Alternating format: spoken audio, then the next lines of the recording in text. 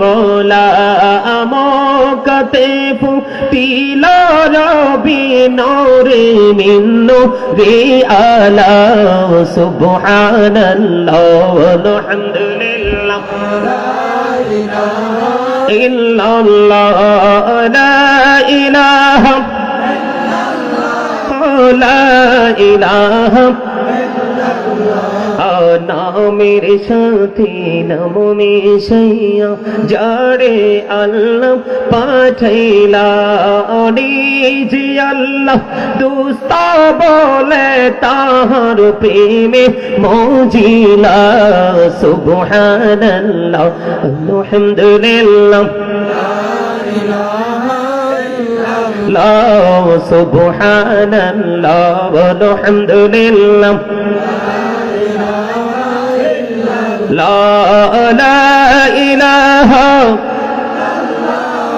لا إله لا إله إلا الله محمد رسول الله صلى الله عليه وسلم জোরে জোরে বলুন আলহামদুলিল্লাহ। জিকির যে করছেন ভাল লাগছে নি? প্রতিদিন কিন্তু দুই ধরনের খাবার সংগ্রহ করে মুমিন। কয় ধরনের? প্রত্যেক দিন মুমিনের দায়িত্ব হলো দুই ধরনের খাবার তৈরি করা। এক ধরনের খাবার হলো দেহের, আরেক ধরনের খাবার হলো রুহের। রুহের খাবার খেয়েছেন এতক্ষণ, দেহের খাবার বাড়িতে হান্ডিতে। সম্মানিত উপস্থিতি, আমরা তো মনে করি আমরা অনেক কিছু জানি না, জানতে চাইও না, নিজেরা নিজেদের মতো করে চলতে চাই, হাঁটতে চাই। আসলে প্রত্যেকটা মানুষের জীবনকে সুন্দর করতে হলে একজন উপদেষ্টা লাগে। উপদেষ্টা যদি ভালো হয় তাহলে তার জীবনটাও সুন্দরভাবে পরিচালনা করা সম্ভব। আমি যদি আপনাদেরকে এক্সাম্পল দিই, এই যে আপনারা যেখানে আছেন প্রত্যেক কিন্তু আলাদা আলাদা একজন একজন মানুষ। এই মানুষকে আল্লাহর কোরআনের ভাষায় আল্লাহ কখনো বলেছেন ইয়া আইয়ুহান নাস, আবার কখনো বলেছেন ইয়া আইয়ুহাল ইনসান। মিনিং কিন্তু একটাই, মানুষ। ইংলিশে যদি বলি কখনো বলি আমরা ম্যান, আবার কখনো বলি পারসন। ওয়ার্ড মিনিং কিন্তু একটাই, মানুষ। এই মানুষটা আমার দিকে তাকান, আমি বোঝানোর জন্য বলছি। এই মানুষটা হলো মাথা থেকে পা পর্যন্ত বডি স্ট্রাকচারটার নাম হলো এই মানুষ। এই মানুষটাকে যেই মানুষটা পরিচালনা করছে, এই মানুষটাকে আমরা অনেকেই চিনি না। এই মানুষটা থাকে ভিতরে, এটার নাম আল্লাহর কোরআনের ভাষায় বলা হয় রূহ। বাংলাতে এটাকে বলা হয় আত্মা, ইংলিশে এটাকে বলা হয় soul. Say the soul is the word of my Lord, holy ruhu min amri rabbi, past tense, present tense, future tense, অতীত, বর্তমান, ভবিষ্যৎ। একদিন আমরা ছিলাম না, আজকে আছি, আরেকদিন। তাহলে মানুষের আসল সত্তা কোনটা? দেহ না আত্মা? আরো জোরে বলেন। মানুষের আসল সত্তা হলো তার আত্মা। যার আত্মা জিন্দা সেই জিন্দা, যার আত্মা মুর্দা সেই মুর্দা, মৃত। আপনার দেহটা পুষ্ট হলে হবে না। দেহের মরণ আছে, পতন আছে, বিনাশ আছে। রুহের কোনো ক্ষয় বিনাশ, সেটা শুধু প্লেসটা চেঞ্জ করে, স্থান পরিবর্তন করে। প্রথম দিকে ছিল কোথায়? আলমে আরোহায়, রুহের জগৎ, আল্লাহর আরশের চারপাশ। বাবা মায়ের মাধ্যমে আপনার আমার বডিটা তৈরি হয়েছে। রুহু যখন আপনার আমার দেহে দেওয়া হয়েছে, তখনই কিন্তু আপনি মায়ের উদর থেকে জিন্দা মানুষ রূপে এসেছেন। তারপরে আপনার নাম রাখা হয়েছে। আরেকদিন কিন্তু আপনি আমি যখন এই দেহ থেকে আবার আত্মাটা চলে যাবে, আপনার আমার নামের আগে একটা শব্দ যুক্ত হবে, মরহুম। You are dead, I am a dead. আপনি আমি আমরা মৃত বলে ঘোষিত হব। তাহলে এখান থেকে কি বোঝা যায়? আত্মার কোনো ক্ষয় নেই, বিনাশ নেই। কেন বললাম? শুধু দুনিয়ার জন্য পাগল হলে, দুনিয়ার মুখরোচক খাবারের জন্য আপনি পাগল হলে মুমিন নন। এটার পাশাপাশি আপনাকে রুহের খবর, রুহের খাওয়ার কন্টিনিউ আপনাকে জিকির করতে হবে। হযরত উবাইদুল্লাহ রাদিয়াল্লাহু তাআলা আনহু তিনি বললেন, ইয়া রাসূলুল্লাহ, নবী নবী গো, এই সুবহানাল্লাহটার মানে কি গো নবী?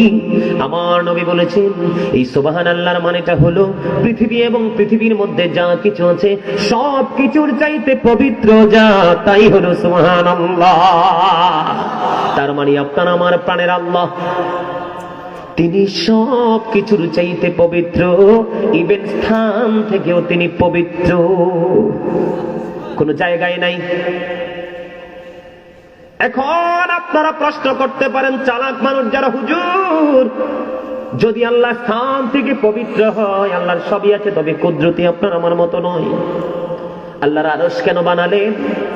ওই যে বলেছি আল্লাহ নিজে আল্লাহর হাবিবকে প্রেমে পড়ে বানাইছে। একদিন আল্লাহর হাবিবকে আল্লাহর বাড়ি পর্যন্ত দাওয়াত করে নিবেন, আল্লাহ সেই চিন্তা করে রেখেছে। এই জন্য আল্লাহর হাবিবকে রিল্যাক্সে বসানোর জন্য, আলাপ কথোপকথনের জন্য আরশ বানানো হয়েছে। জোরে জোরে সুবহানাল্লাহ। আপনারা আমার দিকে তাকান, সবচেয়ে মজার একটা খবর শোনাই আমি। আপনারা তো কতটুকু আমার কথাগুলো গুরুত্ব দিয়ে শুনছেন আমি জানি না বন্ধু। হাদিস শরীফটা এমন মজার, আমার দিকে তাকান। আল্লাহর হাবিব বলে দিয়েছেন, তুমি তোমার আল্লাহ সম্পর্কে যেমন চিন্তা করবে আল্লাহ তোমার ঠিক তেমনই হবে তোমার কাছে। সুবহানাল্লাহ কান্না। তার মানে আজকে যদি আপনি মনে মনে বলেন যে আল্লাহ গো, কোন করে শীতের মধ্যে বসে বসে তোমার জিকির করেছি, আমাদেরকে তুমি জীবনের গুনাহগুলো মাফ করে দাও, আল্লাহ বলবে কুন ফায়াকুন, সঙ্গে সঙ্গে মাফ হয়ে যাবে। আল্লাহ কাউকে জিজ্ঞেস করতে হবে না। কারণ বলে হুজুরে তো প্রেম কেন গো? সূরা ফিতর কোরআন শরীফের 30 পারায় সূরা ফিতরের মধ্যে বলেছেন, ফি আইয়ি সূরাতিন মা শাআ রাকাবাক। আল্লাহ ক্রিয়েটেড দ্য মাইন্ড, আল্লাহ আল্লাহর মন মতো করে আমাদেরকে গঠন করেছে, ক্রিয়েট করেছেন। এই জন্য আমরা যদি আল্লাহর মন মতো পথে চলি, আল্লাহর কাছে যাহা চাইবো তাই আল্লাহ দিতে প্রস্তুত।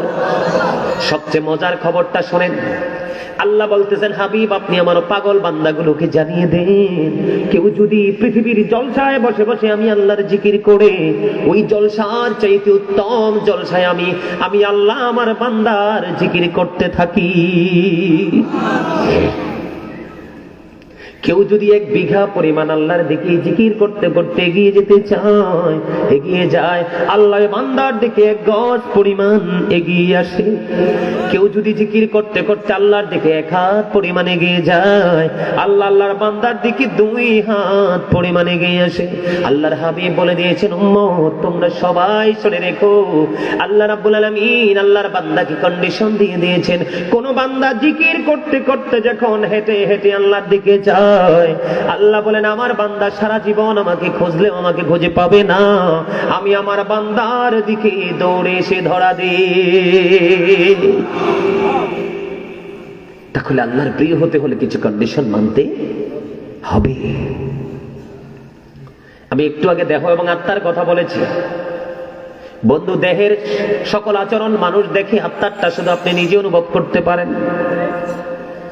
আল্লাহর হাবিব বলেছেন জিকির 2 ভাবে করা যায়, একটা হলো জবান দিয়ে আর একটা হলো অন্তর দিয়ে। তবে জবান এবং অন্তর দুটো মিলিয়ে যে জিকিরটা করা হয়, ওই জিকির হলো সবচেয়ে উত্তম জিকির।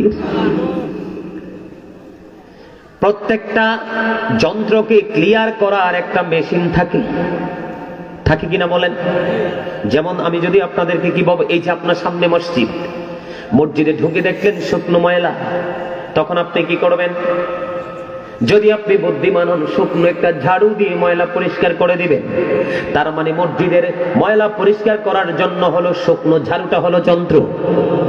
আবার যদি মনে করেন কারো পায়ের নিচ থেকে কোনো ময়লা লেগেছে, শুকনো কোনো কিছু দিয়ে হবে না, তখন আপনি টিস্যু ভিজাবেন অথবা পবিত্র একটা নেকড়া ভিজাবেন, কাপড়ের টুকরো ভিজিয়ে নিজের হাতে নিজে মুছে পরিষ্কার করে দেবেন। তার মানে যেটা শক্তভাবে লেগে আছে এটাকে ক্লিয়ার করার যন্ত্র হলো একটা টিস্যু বা একটা কাপড়, ঠিক না? আল্লাহর হাবিব বলেছেন, উম্মত তোমাদের মনের ঘরে ময়লা পরিষ্কার করার যন্ত্র হলো ওই মাওলার জিকির। বৈজ্ঞানিকদের গবেষণা অ্যাস্ট্রোনমারদের গবেষণা এসেছে বন্ধু, Zika is the heart medicine, জিকির হলো হার্টের ঔষধ। একটা মানুষ যত বেশি মাওলার জিকির করবে তার হার্ট তত বেশি স্ট্রং থাকবে। একটা মানুষের হার্ট যত বেশি স্ট্রং তার সুস্থতাও তত স্ট্রং। একটা মানুষের হার্ট যত দুর্বল তার সুস্থতাটাও কিন্তু একেবারে দুর্বল। ঠিক না ঠিক? আরো জোরে বলে। আপনারা কি চান না আল্লাহওয়ালা হতে? আল্লাহ রাব্বুল আলামিন আল্লাহর হাবিব সম্পর্কে বলেছেন রাফা'না লাকা যিকরাক। আল্লাহর প্রিয় হাবিবের জিকিরকে আল্লাহ রাব্বুল আলামিন অনেক মর্যাদা দিয়েছেন, যেটা সবার উপরে। আমরাও তো সেই নবীর উম্মত, আমরা নবীরও জিকির করব, আল্লাহর জিকির করব। কারণ নবীর জিকির না থাকলে আল্লাহর জিকিরের দাম নাই, নবীর প্রেম না থাকলে আল্লাহর প্রেমের কোনো মূল্য নেই। সুন্নাত নফলকে অস্বীকার করে ফরজ ওয়াজিবের কোনো দাম নাই। ঠিক কিনা বলে? আপনি আল্লাহর কাছে যেতে হলে রিসালাতকে বিশ্বাস করে যেতে হবে। রিসালাতকে বাদ দিয়ে সারা জীবন যদি চেষ্টা করেন আপনি আল্লাহ পর্যন্ত পৌঁছাতে পারবেন না। কারণ হাদিসে কুদসির মধ্যে এসেছে, আল্লাহ বলেছেন লাউলা কালামা আজহারতু রুবুবিয়াতি, আমি যদি আপনাকে প্রকাশ না করতাম আমি প্রভুর প্রভুত্ব প্রকাশ হতো না। তার মানে আপনার আমার কাছে আল্লাহ নিয়ে এসেছেন আল্লাহর প্রিয় হাবিব, এই জন্য আল্লাহর প্রিয় হাবিবের অনেক দাম। সুবহানাল্লাহ কন্যা আর একটু মহব্বতে। বিভিন্ন নবীর উম্মতেরা, অন্যান্য নবীর উম্মতেরা যে কর্ম করতো সেই কর্মের অনুযায়ী সাজা কিন্তু সাথে সাথে পৃথিবীতে হয়ে যেত। যেমন এক্সাম্পল যদি দেই, মুসা নবীর প্রিয় একজন ছিলেন আবু হারিস। তিনি কিন্তু অপরাধ করার কারণে গোল হয়ে গেছে। নাউজুবিল্লাহ কন্যা। গোল গোল গোল চিনেন না? পানিতে থাকে। তোমরা দেখি কি বলো? হ্যাঁ, আবার অনেকে বলে গুইসাপ। এক এক জায়গায় এক এক ভাবে দেখছিলেন না? মুখটা চোখটা থাকে একটু হলুদ রঙের থাকে গাওটা। 2450 বছর গুলের জীবন কাটাইছে। কত বছর গুলের জীবন কাটাইছে। আমার নবী পৃথিবীতে আগমন করার পরে যখন তাকে ক্ষমা করেছে, সে পুনরায় আবার মানুষ রূপে রূপান্তরিত হয়েছে। কারণ আল্লাহর নবীর নাম যখন, আপনার আমার প্রাণের নবীর নাম যখন পাইছে তাওরাত কিতাবের মধ্যে, একদিক দিয়ে নাম পায় আরেক দিক দিয়ে কাটে। নাউজুবিল্লাহ কন্যা। একদিক দিয়ে নাম পায় আরেক দিক দিয়ে কাটে, আর সে একদিক দিয়ে কাটে আরেক দিক দিয়ে জোড়া লাগে। সর্বশেষ নাম কাটার পরে সাথে সাথে গুল হয়ে গেছে। মুসা নবী আল্লাহর কাছে ক্ষমা চাইতে গেলেন একবার দুইবার। আল্লাহ রাব্বুল আলামিন বলছে, মুসা আরেকবার যদি তুমি দরখাস্ত করো আমি তোমাকে নবীর দপ্তর থেকে নামিয়ে দিব।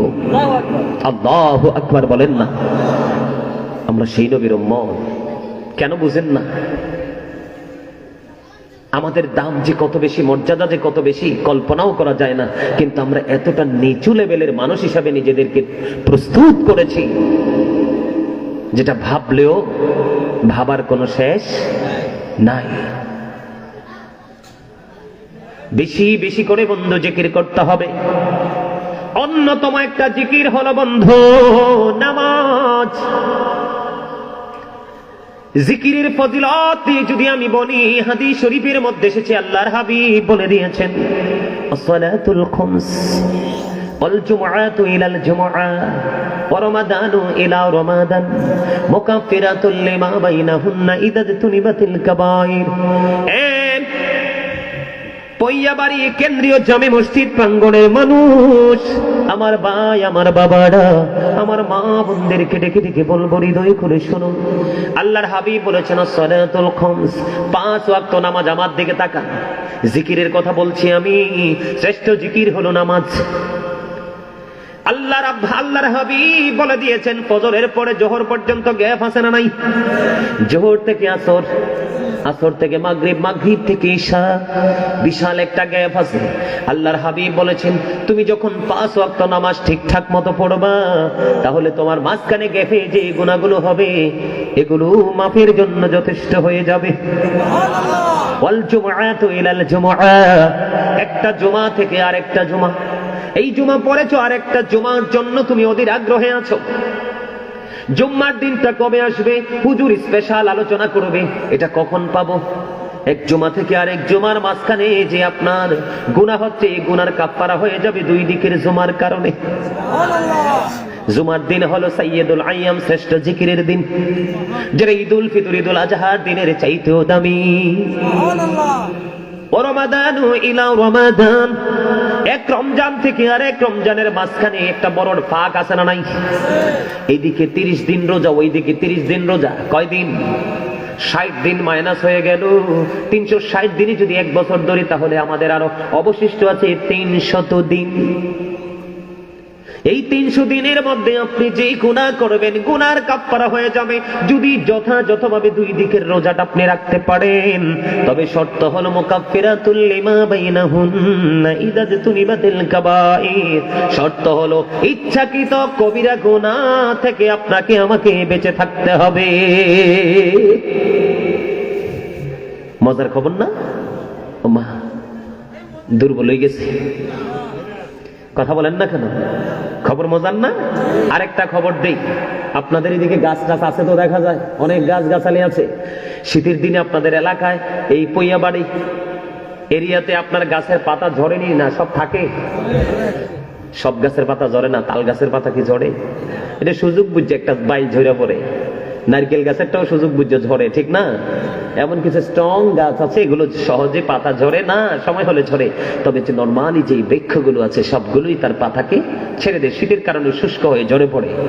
বন্ধুরে আমার, মজার একটা হাদিস শোনেন, ছোট্ট হাদিস, হযরতে আবু যর রাদিয়াল্লাহু তাআলা আনহু থেকে হাদিস খানা বর্ণিত। আপনার আমার প্রাণের নবী, দু জাহানের বাদশা নবী শীতের দিনে বের হলো, নজর দিয়ে দেখলেন গাছ থেকে পাতাগুলো বিরামহীন ভাবে ঝরে ঝরে পড়ছে। আল্লাহর হাবিব গাছের ডালায় স্পর্শ করলেন, আবু জরকে ডাক দিলেন, আবু জর উত্তর দিলেন, লাব্বাইকা ইয়া রাসূলুল্লাহ, আমি হাজির। আমার নবীজি বললেন, রে আবু জর, তুমি নজর দিয়ে চায়া দেখো, শীতের দিনের কারণে গাছের পাতাগুলো যেমনি বিরামহীন ভাবে ঝরে ঝরে পড়ছে, ঠিক তেমনি ভাবে আল্লাহর প্রিয় বান্দা, নামাজ হলো আল্লাহর জিকিরের জলসা। নামাজে যখন দাঁড়াবে, রুকু দিবে, সিজদার যখন আল্লাহর কুদরতি কদমে, আল্লাহ কিন্তু মানুষের সবচেয়ে প্রিয় করে বানাইছে কপাল। এই কপাল যখন আল্লাহর কুদরতি কদমে সিজদার মাধ্যমে লাগিয়ে দিবে, ওই শীতের দিনের পাতাগুলো গাছ থেকে যেমনি ঝরে পড়ে যায়, ঠিক তেমনি ভাবে একটা বান্দার জীবনের গুনাহগুলি ঝরে পড়ে যাবে। যার জীবনে কোনো গুনাই নাই, তার হিসাব একেবারে সহজ। আর মজার খবর হলো, আমার নবী যখন পৃথিবী থেকে চলে যায়, মা খাতুনে জান্নাত ফাতেমার কান্না কেউ থামাতে পারে না। আমার নবী কারে কারে ডাক দিয়ে বললেন, মা রে, তুমি কান্না করো না, আমি চলে যাওয়ার পরে আমার বংশের মধ্য থেকে সবার আগে জান্নাতে তোমার দেখা হবে। বাবা গো, তোমাকে কোথায় গিয়ে আমি খুঁজবো, কোথায় গেলে পাবো? আমার নবী বলেছেন, মা রে, আমাকে তুমি 3টা জায়গায় খুঁজবা। কোন জায়গায় খুঁজবো? একটা হলো ফুলসিরাতের কিনারা, একটা হলো হাউজে কাউসারের কিনারায়, জোরে জোরে কন্যা সুবহানাল্লাহ, আরো জোরে। আরেকটা হলো মিজানের পাল্লার কিনারায়। বলে, হুজুর কেন বললাম? এখানে আসার কারণ হলো, আমার নবী তো মিজানের পাল্লায় দাঁড়িয়ে আছে। একটু আগে বলতে পারি নাই, ভুলে গেছিলাম বন্ধু, এখন মনে হয়েছে। একজন বান্দাকে দেখবেন, একজন উম্মতকে জাহান্নামের দিকে নিয়ে যাবে। আল্লাহর হাবিব বলবেন, আমার উম্মতকে কোথায় নিয়ে যাও?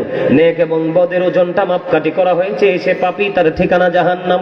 আল্লাহর হাবিব বলে, না না, আমি তো দেখিনি, আমার সামনে আবার তার আমল নামা মিজানে তোলো। সুবহানাল্লাহ বলেন না কেন? আল্লাহর হাবিব কি জানার ক্ষমতা নাই? কে কি বিশ্বাস করেন যে আল্লাহর হাবিব রাখার ক্ষমতা, খবর রাখার ক্ষমতা আছে? 2 হাত তুলে দেখান এইভাবে সোজা করে, মারহাবা, হাত নামা। সত্যিকারের আশিকের রাসূল আল্লাহর হাবিব সরকারে মদিনা বলবে, না না, আমার সামনে আবার তার আমল নামা তুলো। বন্ধু তার নেকের পাল্লাটার দিকে ছোট্ট একটা কাগজের টুকরা তুলে দিবে, তার নেকের পাল্লাটা ভারী হয়ে যাবে। কি রে সেই রহস্যময় কাগজের টুকরা? এই ছোট্ট কাগজের টুকরা হলো ওই উম্মত সারা জীবন সময় চাই নাই, অসময় চাই নাই, পবিত্র অবস্থায় জবান খুলে খুলে শুধু নবীর প্রেমের দুরূদ পড়েছেন। আর ওই দুরূদ ফেরেশতারা নবীজির কদমে পৌঁছে দিয়েছেন রওজা মোবারকে। এই কাগজের টুকরা নয়, এটা মূলত হলো নবীর প্রেমের দুরূদ। জান্নাতের রাস্তা তার বন্ধ হয়ে গেল, তার ঠিকানা হয়ে যাবে জান্নাত। এই জন্য বন্ধু বলতেছি, কান খুলে ওয়াজ বুঝে নিতে হবে। আবু জরকে যখন বললেন শীতের দিনে যেমনি করে গাছের পাতাগুলো জড়ে গাছটা শূন্য হয়ে যায়, ঠিক তেমনি ভাবে আল্লাহর প্রিয় বান্দা পরেশগার যারা, তাদের আমল নামা থেকে গুনাহগুলি তেমনি ঝরে যায়। আপনারা তো জানেন না, জিকিরের কিছু ধরন আছে, কিছু আদব আছে, কিছু কন্ডিশন আছে। যেমন শুক্রবার দিনে আপনার, অন্য দিনে যদি গ্রামের সবাই নাও আসে, কিন্তু জুমার দিনে সবাই মসজিদে আসে, আসে কিনা? কিন্তু আসে যে অনেকেই তো হতবাগা কপাল পোড়া। যেমন বলে হুজুর, কপাল পোড়াদের মধ্যে একজনের একটা এক্সাম্পল দেন। আমরা বাংলাদেশের একটা অপসংস্কৃতি শুরু হয়ে গেছে। ইমাম সাহেব যখন খুতবা দেওয়ার জন্য মিম্বরে দাঁড়িয়ে যায়, তখনই মুসল্লিরা দৌড়ে দৌড়ে মসজিদের দিকে ছুটে যায়। কিন্তু এই হতবাগা এতটাই কপাল পোড়া বন্ধু, আমি আপনাদেরকে বলি, বাৎসরিক পরীক্ষার শেষে স্কুলের একটা জরিপ হয়। জরিপের পরে কোন ছাত্রটা স্পেশাল পুরস্কার পায়?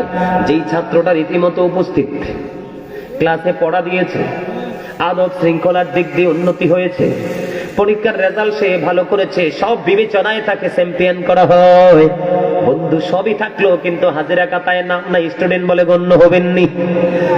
যখন ইমাম সাহেব খুতবা দেওয়ার জন্য দাঁড়িয়ে যায়, তখন বন্ধু দুই পাশে ফেরেশতারা নোটবুক নিয়ে আপনার লিস্ট করতেছে। যিনি প্রথম কাতারে আসলেন, ওনার রোল নাম্বার আজকের জুমায় 1। যিনি প্রথমে আসে তিনি জীবনও পিছনে বসবে না, যাবে কোথায়? সামনে গিয়ে বসবে। যিনি সামনের কাতারে বসবে, ওনার আমল নামায় ওট কুরবানির সওয়াব। এমনি করে করে বন্ধু পঞ্চম পর্যন্ত চলে আসলো, ডিম পর্যন্ত চলে আসলো। আপনার নসিবে ডিম পর্যন্ত জুটলো না, আপনি খুতবা দেওয়ার সময় কম্পিটিশন করে দৌড়ে চলে আসলেন। আর আরেকটা কথা মনে রাখবেন, যিনি সবার পরে যায়, ওনার কপালটাও নোংরা। দেখবেন জায়গা পাইছে না, যে রাস্তা দিয়ে 100 মুসল্লি ঢুকছে, পায়ের নিচের ময়লা, তার কপাল কিন্তু ময়লাতে ঠেকাতে হয়। যেইটা সবার আগে আসে, এটার কপালে ময়লা লাগে না, রিল্যাক্স মোডে ফ্রেশ জায়গায় বসে আল্লাহর কুদরতি কদমে সেজদা দিতে পারে। একদিকে দুনিয়ার দিক দিকে পরিচ্ছন্ন, আর এক দিক দিয়ে বন্ধু তার আমল নামায় ওট কুরবানির সওয়াব। আর যিনি একবারে লাস্ট যাবে, ইমাম সাহেব খুতবা দেওয়া শুরু করলেন, তখন তার নামটা কিন্তু জুম্মার দিনের স্পেশাল ফেরেশতার খাতায় নামটা ওঠে না। বলে হুজুর কেন গো? যখন ইমাম সাহেব খুতবা দেওয়ার জন্য দাঁড়িয়ে যায়, তখন তাদের নোটবুকটাকে তারা ক্লোজ করে বন্ধু ইমাম সাহেবের খুতবা শোনার জন্য দাঁড়িয়ে যায়। আপনারা আবার বুঝে নেন, ফেরেশতাদের কর্মসূচি পর্যন্ত বন্ধ করে দেয়, তারপরেও তারা জুম্মার দিনটাতে তারা কি করে না, কর্মসূচি প্রচলিত রাখে না। জোরে জোরে সুবহানাল্লাহ। যেই ব্যক্তিটা সবার আগে আসলেন, প্রথমত তার আমল নামায় কিসের সওয়াব? কথা কয় না। ওট দেখছেন নি জীবনে কুরবানি দিতে? কোনে দেখছেন? সরাসরি দেখছেন? কোনে কোনে কোনে? উনি দেখছেন ফরিদপুর, উনি দেখছেন চট্টগ্রাম, উনি দেখছেন সৌদি আরব। সৌদি আরব তো কমন জিনিস, ইট ইজ নাথিং। এটা ওদের জন্য কি একেবারেই ব্যাপারই না। জোরে কন্যা সুবহানাল্লাহ। সারা শহর জুড়ে, সারা এলাকা জুড়ে পাইছি 2 জন। কয়জন? 2 জন। বাকি তারা তো দেখতে পাননি, কিন্তু ওটের সওয়াব তো আপনার প্রথম কাতারে বসা। এবার ওই মুসল্লিটা সারাটা দিন পার করে দিল, সব কর্মসূচি বন্ধ করে আবার বসে রইলেন। সব মুসল্লি বের হয়ে যাবে, ধীরে ধীরে হাঁটি হাঁটি পা পা করে আমার গন্তব্যে পৌঁছাবো। আল্লাহর হাবিব বলে দিচ্ছেন, কি চমৎকার হাদিস শরীফ বন্ধু। আপনার আমার প্রাণের নবী বলেছেন, তুমি প্রথম কাতারে এসে ওটের মালিক হয়ে গেলা। কি হয়ে গেল? ওট কুরবানির সওয়াব তো তুমি পেয়ে গেলা, কিন্তু তুমি আবার সবার পরে যখন বের হয়েছো, তোমার বাড়িতে যাচ্ছ, তুমি রিল্যাক্স মোডে হেঁটে হেঁটে যাও। আল্লাহর হাবিব বলেছেন, আপনারা কি বলেন? 1টা কদম, 2টা কদম, 3টা কদম, কদম বা কাইকও বলতে পারেন। আপনারা কি বলেন? কাইক বলে 2টা কাইক দিয়ে তাড়াতাড়ি এফোর্ট, তার মানে একবারে লোকাল সাধারণ ভাষায় কাইক।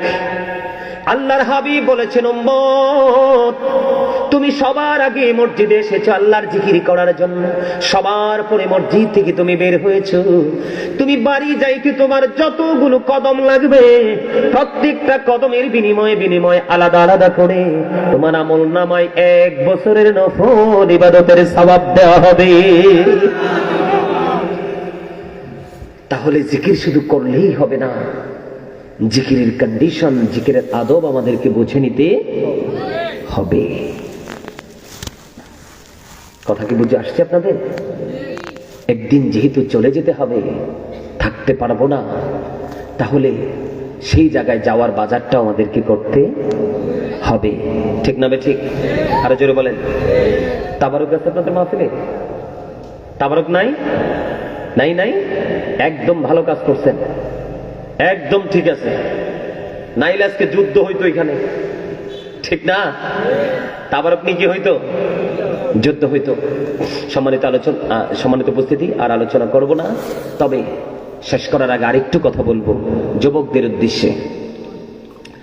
বর্তমানে যে যুবক, এই যে ইয়াং ম্যান, অত্যন্ত আদবের সাথে কিন্তু তার আলোচনা শুনছে, কিন্তু তাদের কাছ থেকে ইসলামটা একেবারে গরিব হয়ে যাচ্ছে। কি হয়ে যাচ্ছে? গরিব। যেমন আমার দিকে তাকান, তারা যে চুল কাটে, আমরা মুসলমান না, আমাদের কিন্তু চুল কাটার একটা আদর্শ আছে, সিস্টেম আছে না? যুবকদের চুল কাটার স্টাইল কিন্তু মোটেও শরীয়ত সম্মত নয়। মাথা থেকে কিন্তু ইসলামটা সরে গেল। কি হয়ে গেল? আপনি আমেরিকা বলতে পারেন, লন্ডন বলতে পারেন, যে কোনো দেশে বলতে পারেন, ইহুদিদের স্টাইল এটা। তার মানে এক কথায় বেঈমানদের স্টাইল। এখন বেঈমান আমাদের কি হয় বন্ধু? কি হয়? আল্লাহ রাব্বুল আলামিন বলেছেন, ইন্নাল কাফিরিনা কানু লাকুম আদুওয়াম মুবিনা। আল্লাহ বলেছেন, the heretics are the eternal enemy of the believers. ইমানদারদের প্রকাশ্য শত্রু হলো বেঈমানেরা। ইমানদারদের প্রকাশ্য শত্রু কারা? বেঈমানেরা। তাহলে আপনি ইসলামকে ফলো না করে আপনি কাকে ফলো করছেন? বেঈমানদেরকে। বেঈমানদের ঠিকানা কোথায়? জাহান্নাম। উইদ্দাত লিল কাফিরিন। আল্লাহ বেঈমানদের জন্য জাহান্নাম বরাদ্দ করে রেখেছেন। উইদ্দাত লিল মুত্তাকিন। মুত্তাকিনদের জন্য আল্লাহ জান্নাত বরাদ্দ করে রেখেছেন। জোরে জোরে কন্না সুবহানাল্লাহ। গেল এটা। আবার আমার দিকে তাকান, 2 নম্বরে যদি বলি সবচেয়ে যেটা জঘন্য, সবচেয়ে যেটা ভয়ঙ্কর, সেটা হলো না, ম্যাক্সিমাম যুবকদের পরনে দেখবেন জিন্স প্যান্ট। কথা বলেন। আচ্ছা আপনারা বলেন তো, আপনাদের এলাকায় যুবকরা যখন জিন্স প্যান্টটা পরে হাঁটে, তার শার্টটাও ছোট, গেঞ্জিটাও ছোট, কোনো কারণে যদি সে বাঁকা চাকা হয়, তখন কি তার লজ্জাস্থান ঢাকা থাকে না ফাঁকা থাকে? বুখারী শরীফের মধ্যে এসেছে, সম্মানিত উপস্থিতি, আমরা দেখেন আমাদের গজবটা আমরা কেমনে আনি। আল্লাহ বলেছেন কোরআনে, লিবাসুত তাকওয়া যালিকা খায়র। আল্লাহ বান্দাকে ভালোবেসে বানাইছে, সুন্দর করে বানাইছে, তাকে আরো সুন্দর করার জন্য, লজ্জাস্থান ঢাকার জন্য পোশাক দিয়েছেন। এর মধ্যে সবচেয়ে উত্তম পোশাক হলো ওইটা যেটা উপর দিয়ে থাকবে নাভি বরাবর, নিচের দিক দিয়ে থাকবে ঢাকনোর উপরে। এটা ইমানদার পুরুষের জন্য ফরজ। লুঙ্গি হোক, প্যান্ট হোক, পায়জামা হোক, ট্রাউজার হোক, যেটাই হোক, উপর দিয়ে কোথায়? নাভি বরাবর অথবা নাভির উপরে, আর নিচে দিয়ে টাকনোর উপরে। এখন ম্যাক্সিমাম যুবকরা কিন্তু প্যান্টটা পরতেছে এটা উপর দিয়েও নাভির অনেক নিচে, আর পায়ের নিচে দিয়ে একেবারে টাকনোর গোড়ালির নিচে। কি এই রে বেটা, প্রশ্ন উত্তর দিতে পারবো না, প্রশ্ন উত্তর দিতে পারবো না, আমার কথা শোনেন। তাহলে কি হলো? আমার দিকে তাকান, এদিক দিয়ে উপরে, নিচে দিয়ে টাকনোর উপরে। এই পোশাক পরাই কন্ডিশন আমাদের জন্য ফরজ। এটা আমাদের জন্য কি? ফরজ। এখন এই পোশাকের যে ফরজ, এটা কি আমরা মানছি? আমার দিকে তাকান, আমরা কি মানছি? আমরা মানি না। আমরা কি করি না? আমরা মানি না। কি কালেকশন? আমার তো বলেন নাই কালেকশন করার কথা। 1.5 ঘন্টা আলোচনার পরে, 1.5 ঘন্টার উপরে আলোচনার পরে কোন বিবেকে বলেন কালেকশন করতে? আপনারা আমাকে আগে বলবেন না?